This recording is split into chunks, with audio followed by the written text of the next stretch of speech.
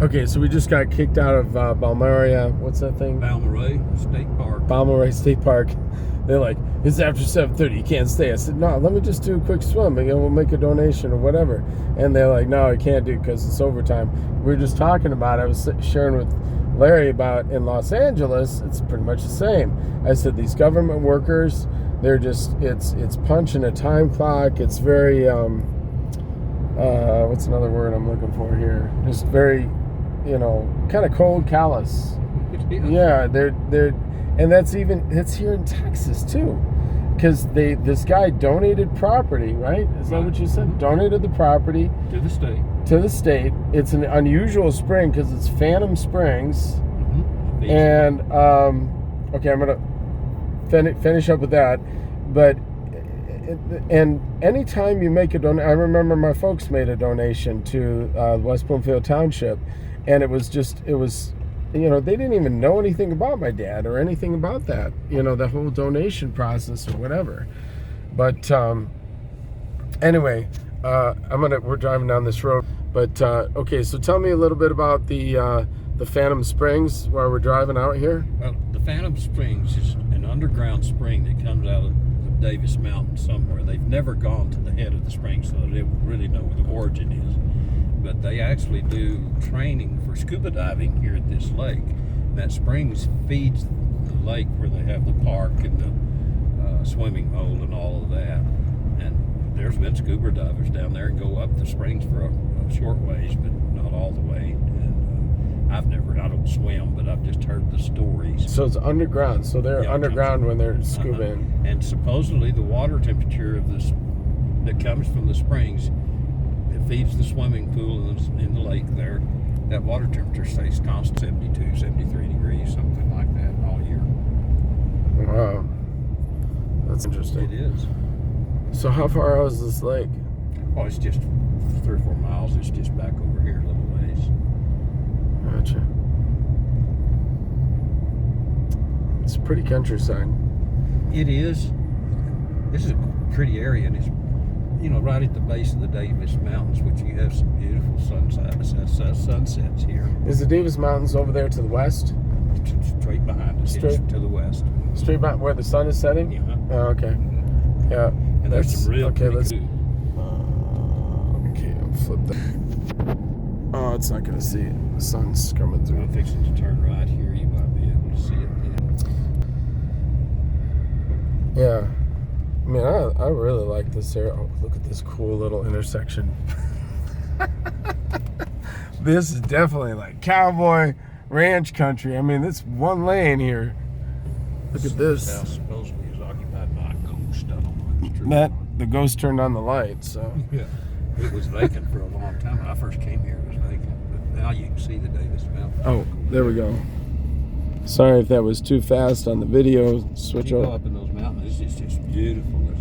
You go to Fort Davis, Alpine, Marfa. Maybe I'll do that tomorrow. It's real pretty up in there. I think those were those girls when they came out to the restaurant and the bar. They were from Fort Davis. Oh, yeah, right. I think so. I didn't hear them say. I didn't visit with them. Yeah. And they're building a new school. Yeah, here. you did. You visited with them. You were like in there doing all these lines and stuff like that.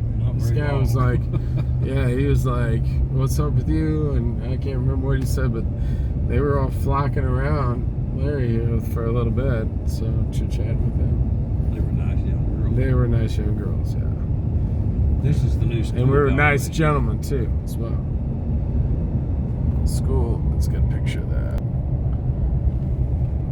When you say the new school, is this a private school or is this a... No, it's a public school, Balmoral Independent Schools. Yeah, but the interesting thing about... Texas is that you actually can like share the Bible and things like that. You can actually... There we go. Yeah, sorry about the flex on my Zoom there. But last night you saw the sunset that I put up That was unbelievable. And it goes from horizon, it goes from one side, it's like almost 270 degrees. The sunsets here, it's hard to take like one picture because it doesn't really do justice to. There are beautiful sunsets here, but the most beautiful sunsets in the world are in New Mexico and Hawaii. Okay. Why are you saying New Mexico and Hawaii? Because it's true. Okay. Now, if you want to see an awesome sunset, go to New Mexico or Hawaii, especially New Mexico this time of the year, or actually even in the summer when they have the thunderstorms and things. Gosh, they have, and sunrises the same way. Sunrises this time in New Mexico are awesome. I mean, just spectacular. And they have a place there called Bitter Lakes and Bottomless Lakes. It's out on the east side, and there's some red bluff along the east side. That's New Mexico? That's in New Mexico. All right, I'm going to go there. That's my next stop. If you can go, you just missed it because it was a full moon last week. But I used to go out this time of the year on a full moon, and you have the Canadian geese and the snow geese are feeding off those hay fields through the valleys around Roswell, alfalfa hay fields. Well, they'll segregate when they come in. The snow geese will come in separately from the Canadian geese. But I would go out early in the afternoon and I'd get me a seat next to the lakeside in some brush, and they would land on that lake within feet of you. But on the night of a full moon, one of those harvest moons, one of those big yellow orange moons. Yeah, which was last night, last couple of nights. That moon would come up over those red bluffs on the east side of that lake right after all these geese come in. And the light of that moon would reflect off that lake, and it just explodes light through all those geese. It'll just give you goosebumps. It'll take your breath away. It's so pretty. It's gorgeous. It's worth waiting on. That's awesome. Right, I didn't tell you. So I left the restaurant about 1:30. I think that's when Angie and Jimmy, were kind of wrapping it up, and then, we walked Angie out, and then Jimmy kind of stayed, and we were chatting for a little bit. I was trying to figure out where to go as far as to stay, and so I was going to go to Balmoral. So I went to Balmoral, and everything was really buttoned up, and I didn't want to knock on somebody's door that late at night. So I thought, okay, I'm just going to head out to this one place. It's only 41 miles away, where there's some hotels. And so I stopped at the gas station, and I realized that I thought, wait a second, why is it going to take 2 hours to go 41 miles with these speeds and everything else? And so I started talking to the people at the gas station and realized that there was a huge truck accident on the 10 going westbound, and I was like, okay. So I drove all the way back to Angie's place, which she owns an RV park, and so I actually crashed on the hood of my little Mustang. I just for like an hour and a half, and then I was like so uncomfortable. I was like, okay, this isn't gonna work. And Jimmy had told me, don't sleep on the ground, because this is rattlesnake season, where they're kind of stocking up for stuff. So in other words, for food, for their hibernation. So I was like, okay, well, I don't want to have a rattlesnake in bed with me. That's not the kind of girl I'm looking for. And so although there are some rattlesnakes, there's rattlesnake guys, there's rattlesnake girls, but anyway, so I don't want to disrespect girls, but there are some rattlesnake girls. I was like, oh my God, that are real humans. And so then I thought, okay, I'm just going up to Pecos, right? Yep. Pecos. So that was a half an hour drive. I drove up there. It was about, when I realized I was really uncomfortable, it was about 4:35 in the morning. Got up there to Pecos at about 6. And then I just, kind of hopped around town. Some places were all booked.